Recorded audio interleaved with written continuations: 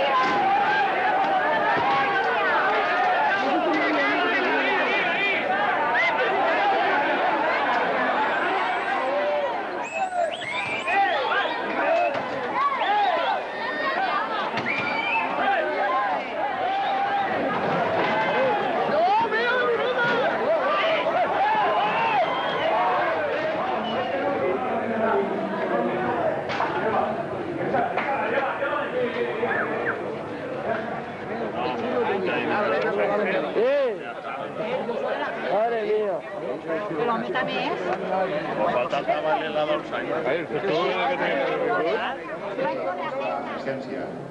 A esta casa